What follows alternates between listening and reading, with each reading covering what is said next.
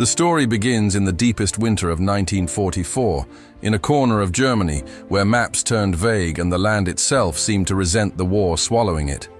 Snow smothered the Bavarian Alps in thick, white silence. Peaks rose like immovable sentinels, their jagged crowns cutting into the sky. And beneath one of those mountains, far below the line where sunlight could pry, an operation unfolded that would terrify Allied intelligence months after the war ended.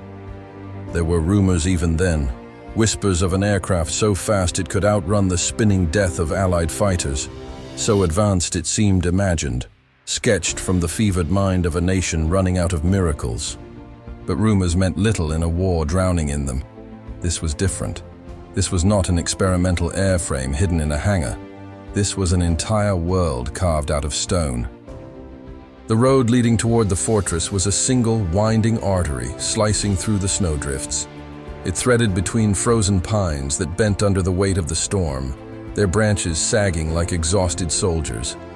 On this road, in the early hours before dawn, a single truck rattled forward, its engine coughing against the cold, its tires biting into the ice.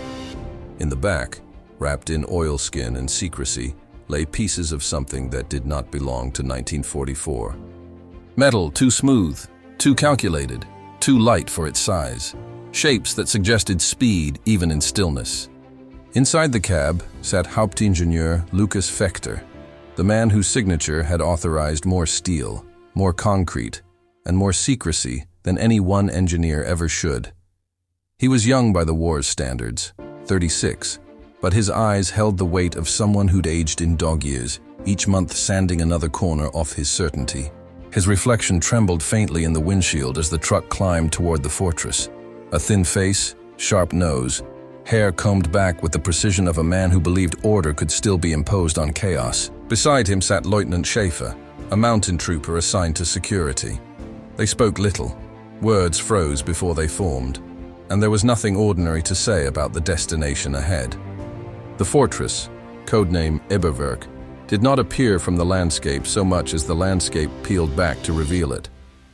As the truck rounded a final bend, the mountainside seemed to split open like a stone door, a black wound in the snow. Two armored gates sealed the entrance, their surfaces coated with frost. Above them, barely visible under camouflage netting, were the muzzles of twin anti-aircraft guns, asleep but watchful. Searchlights swept the road with surgical precision, pausing on the truck, slicing across the trees, then vanishing as quickly as they'd appeared. They moved like trained wolves, silent and instinctive. Schaefer leaned out the window and flashed a coded signal with his lamp. The gates shuddered and began to open inward, grinding with the reluctance of machinery that had never tasted daylight. Warm air mixed with the frozen wind, creating a fog that curled upward like steam from a giant's breath. Fechter guided the truck inside. The mountain swallowed them. What lay beyond the gates erased every rumor, replacing them with unspeakable truth. A cavern stretched outward in every direction, its ceiling reinforced with hundreds of steel beams that gleamed faintly under rows of electric lamps. Shadows clung to the walls like oil. The stone floor was laid with rail tracks that split and converged like veins feeding a monstrous heart. Dozens of men worked under the lamps, engineers hunched over drafting tables, machinists coaxing sparks from metal, soldiers patrolling with rifles slung low.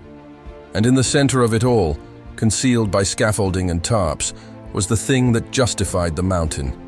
Its surface glinted like the edge of a blade. Fechter climbed out of the truck, his breath blooming in the cold cavity of the cavern.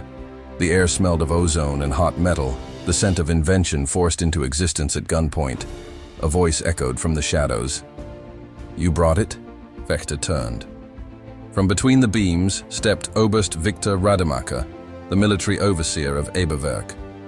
His uniform was immaculate, his boots polished to a glassy shine that light twisted across. The man carried himself like a blade sharpened on discipline alone. His face was all angles and austerity, the kind of severity that brooked no unnecessary conversation. "It's here," Fechter replied, gesturing to the cargo. Rademacher's eyes flicked to the tarp. "Then we are one step closer." His words were quiet, but they pressed into Fechter's skin like ice. One step closer. To what? The future? Salvation? Or a weapon no nation should ever build? As workers unloaded the truck, Fekter moved toward the center of the cavern. The scaffolding surrounding the jet prototype stood like ribs protecting a fragile creature. He ducked beneath a crossbeam and stepped onto the platform. A tarp covered the fuselage, but the contours beneath it betrayed everything he needed to see. He placed a hand on the cold fabric and closed his eyes, imagining the shape beneath. The swept wings, angled like a bird of prey, halted mid-dive. The twin intakes that promised a speed the Allies could barely conceive. The frame built not for endurance, but for dominance. This aircraft could cross the horizon before the enemy could react. It could rewrite the war in seconds. And yet it felt wrong. Too heavy in the soul, too loaded with desperation. A distant rumble shook the cavern. Not the mountain's groan. Something else, something mechanical. Fekter looked up sharply. Rademacher appeared at his side. That would be the drill teams, the Oberst said. We're expanding deeper into the rock. A new tunnel for fuel storage. You cannot imagine how much we require for the test phase. Fekter nodded, though he could imagine it all too well. Every hour of expansion risked detection. Every new shaft hollowed into the mountain was another chance for Allied reconnaissance aircraft to notice heat signatures or strange ventilation trails. But the project demanded secrecy, like a living thing demanded breath. He descended from the platform, weaving between crates and tool carts. The hum of machinery vibrated through the soles of his boots. Sparks cascaded from a welding rig in the corner, falling like brief stars. Men worked with a rhythm that bordered on frantic, the rhythm of those who believed time itself was stalking them. Outside, the war was collapsing. Inside, they were building a miracle on borrowed hours. Fekter passed through a side tunnel that led to the control gallery, a narrow room carved directly into the mountain stone. Maps hung on the walls, each pinned with red markers indicating supply routes, patrol rotations, blackout zones. A single lamp flickered over a table strewn with blueprints. The paper glowed beneath the light as if nervous about the secrets it carried. Mechanical Chief Steiner sat hunched over the diagrams, his square hands smudged with graphite. He looked up as Fekter entered, offering a tired smile. "Lucas, you're back." "I had no choice," Fekter said, pulling off his gloves. The final components were ready. They couldn't travel by rail without attracting attention. Steiner rubbed his temples. "And attention is the one thing we cannot afford." Fekter leaned over the table, studying the blueprint of the jet's power system. The lines intersected like the veins of a beating heart. Near the center lay the point of terror and genius. A turbojet engine capable of thrust beyond any propeller-driven aircraft in the war. But the engine was unstable, temperamental. It needed a mountain to protect it, or to bury those who trusted it. As Fekter traced the contours of the design, a sudden tremor shuddered through the room. Dust sifted from the ceiling in thin streams. The lamp swayed. Steiner froze. "That wasn't the drills," he whispered. Fekter had felt the difference too. The vibration was softer, almost distant, like thunder pressed through many miles of earth. Rademacher strode into the gallery, his face inscrutable. "Explosions in the valley," he said. "Allied aircraft, a small raid." The words drifted through the cold air. "They're searching," Steiner murmured. "They know something is hidden here." "No," Rademacher replied. "They suspect. Suspecting and knowing are not the same, but suspicion was enough to kill them." Hours later, when the raid had faded and the fortress returned to its uneasy rhythm, Fekter walked alone through a lower tunnel. Lamps buzzed overhead. The air was damp and cold. He passed thick bundles of cables, crates of components, drums of aviation fuel. Every object represented a choice, the choice to build something the world wasn't ready for. The tunnel opened onto a small observation ledge overlooking the main cavern. Fekter stopped there, watching the men below as they continued their work, dwarfed by the monumental frame of the jet. It hung beneath the scaffolding like an unhatched creature, waiting for life. The mountain groaned faintly, as mountains do, not with fear, but with ancient indifference. Humanity's fury was nothing compared to geological time. Fechter leaned on the railing. The cold metal seeped into his palms. "We are making something we may never control," he whispered to no one. A distant clang echoed through the cavern. A spark hissed. A voice called for more lighting. Another ordered a crate moved. The jet prototype waited beneath its shroud, silent, patient, lethal. A secret growing in the dark heart of a soldier's. The mountain was quieter after midnight, but it was never truly silent. Deep inside its stone anatomy, Eberwerk breathed like a vast machine. Air circulated through hidden vents, humming faintly. Distant generators throbbed with a steady pulse. And somewhere in the farthest tunnels, the drills gnawed at the darkness, carving more chambers for a future that might never arrive. Fechter stood beside the prototype, the tarp drawn back now, exposing the gleaming fuselage to the cavern's pale lamps. The jet looked impossibly sleek under the scaffolding, a creature conceived in desperation, yet shaped with meticulous hands. Its wings were swept with surgical elegance. The twin intakes yawned like the mouths of a hunting predator. Even the cockpit canopy, not yet fitted with glass, carried the quiet authority of something built for skies no human had ever reached. He ran his fingertips along the cold metal. It felt neither alive nor dead, just waiting, admiring your creation. The voice came from behind him. Rademacher stood with his hands clasped behind his back, his boots clicking faintly on the steel platform. Fechter didn't turn. "I'm evaluating it, not admiring. A distinction that matters only to men who fear their own brilliance." Fechter exhaled, a slow mist drifting upward. "This aircraft isn't brilliance. It's a gamble, a dangerous one." Rademacher stepped closer, his expression unreadable. "Every weapon is a gamble, Lucas. The only question is who calls the bluff first." Fechter looked at the Oberst. There was steel in the man's eyes, but also something else, something like hunger. Not for power, but for certainty. The kind that war steals from everyone except the delusional or the damned. "Tomorrow," Rademacher continued, "we conduct the first engine trial. Fuel is arriving through the western tunnels at dawn. I expect you to oversee the ignition personally." The words dropped like stones. "That's too soon," Fechter said. "We haven't tested the new compressors. The pressure tolerances haven't been verified. If the engine surges, then this mountain will hold," Rademacher interrupted softly. "And if it does not, then the war outside will swallow us anyway. The only way out is forward." Forward. As if forward meant anything more than smoke and ruin. Fechter nodded, though the motion felt like betrayal. When the Oberst left, Fechter remained beside the jet for a long time. The lamps flickered, casting uneven light across the metal. The aircraft seemed to shift subtly in the glow, as if unsettled by the future being forced upon it. He whispered to it under his breath. "You could save us, or destroy us."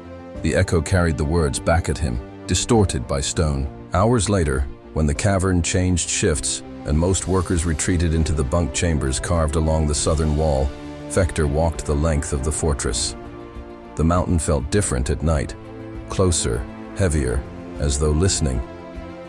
He entered the engine testing gallery, where technicians had laid out cables and thick-walled ducts leading to the blast chamber.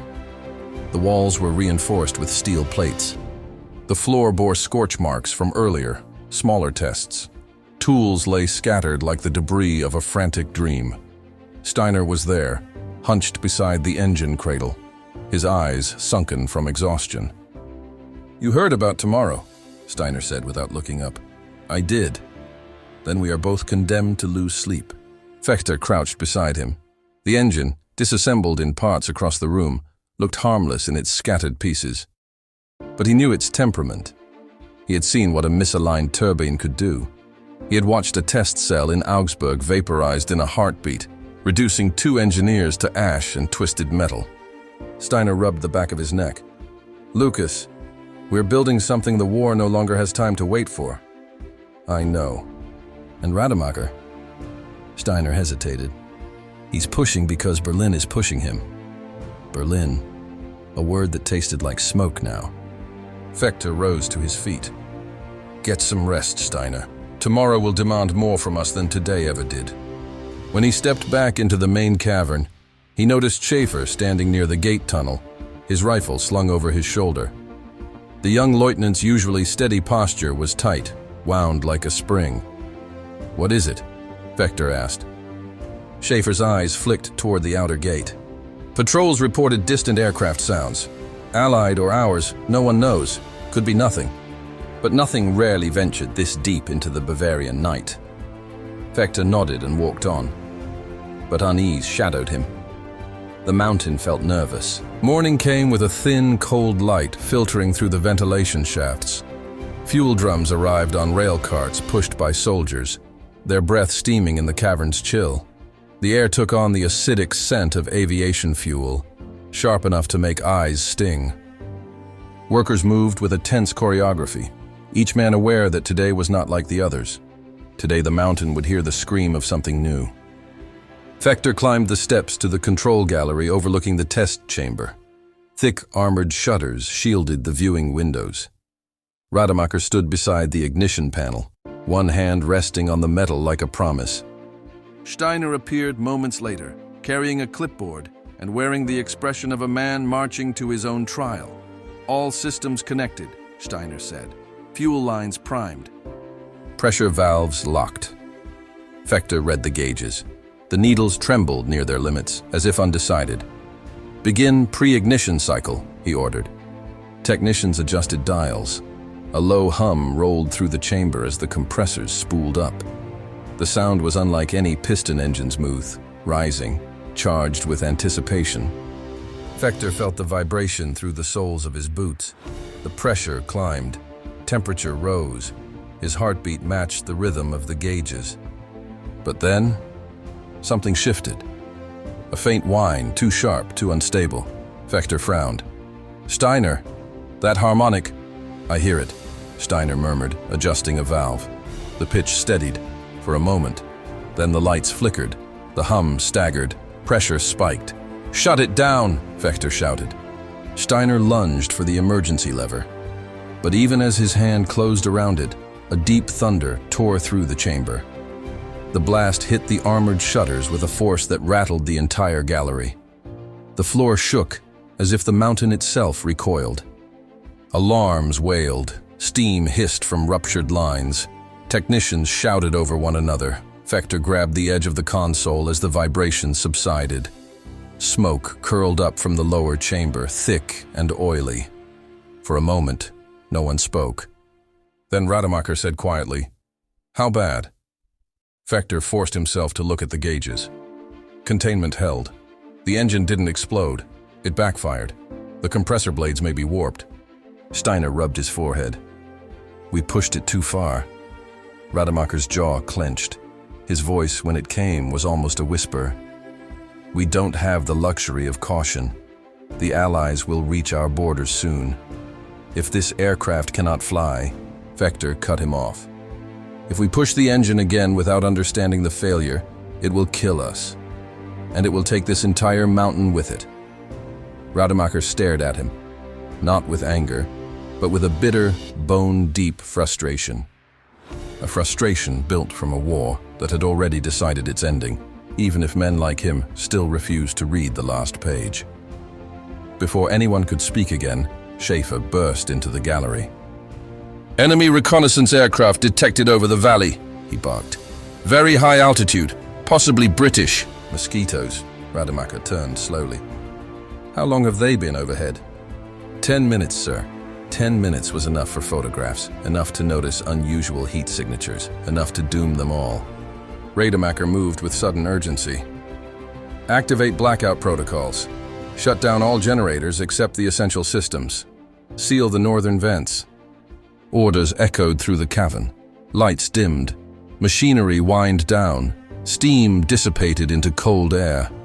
The mountain, once alive with noise, grew still once more, like a creature hiding its heartbeat. Vector stood at the rail, watching the workers hurry to disguise the damage in the test chamber. They threw tarps over ruptured ducts, moved equipment into shadow, scrubbed scorch marks with frantic efficiency. But something had shifted irrevocably. The enemy was searching, and now the mountain was bleeding clues. Steiner joined Fechter, lowering his voice. "Lucas, if they return with bombers, they will," Fechter said. "If not today, then soon. They know something is here," Steiner swallowed. "What do we do?" "What do we?" Fechter looked down at the gleaming jet, still pristine beneath its scaffolding. It stood as both salvation and sentence. "We finish it," he said quietly. "Not for Berlin, not for Rademacher, for the men who've buried their lives inside this mountain. If the Allies destroy Eberwerk before this aircraft flies, their sacrifice means nothing." Steiner nodded, though fear clouded his eyes. Fechter stepped away from the rail. The mountain might survive the next attack, or it might not, but the jet had to be ready before that day came.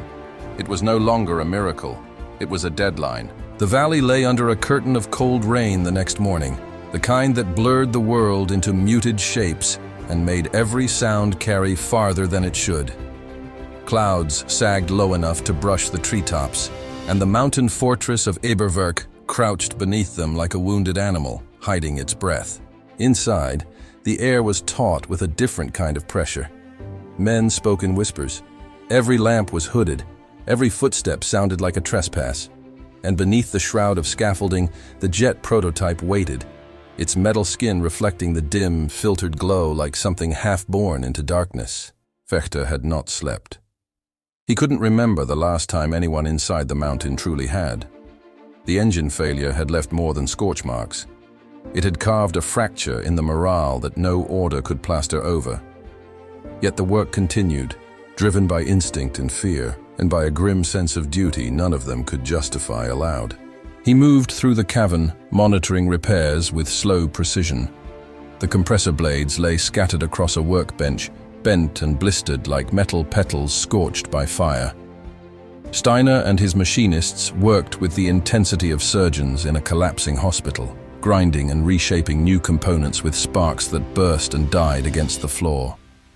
Rademacher stood alone at the far wall, staring at a map pinned under a single lamp. His shadow stretched long behind him, distorted on the rock. He looked uncharacteristically shaken. Perhaps it was the reconnaissance plane, perhaps the engine accident. Perhaps he had finally felt the war's breath at his neck. Fechter approached, though he already knew what the map said. "Another raid?" he asked softly. Rademacher didn't turn. "Not yet, but the mosquitoes will have returned to England by now. If they saw anything, any hint of heat, any unusual structure, they will report it." His voice was quiet, drained. "The bombers will follow." Fechter looked at the markings, approach vectors, valley contours, projected blast patterns. Eberwerk could withstand direct hits, perhaps one, perhaps two, but not a full squadron, not a deliberate strike. "We can move the prototype," Fechter suggested, though the idea tasted hopeless. "Disassemble it, hide it in the lower tunnels." Rademacher shook his head. "The lower tunnels are not reinforced. A near miss would crush them, and moving the parts would take days we no longer have." He paused, inhaling slowly. "If the aircraft is ever to fly, it must fly soon." Fechter knew the truth in those words. The mountain had begun to feel temporary, fragile, like a shelter built out of ambition rather than stone. Steiner joined them, wiping metal dust from his hands. "The new blades will be ready by noon. The chamber damage is patched. If we run the engine at lower pressure, carefully, we might get the thrust we need." "Might," Fechter repeated. Steiner's eyes lowered. "It's the best we can offer."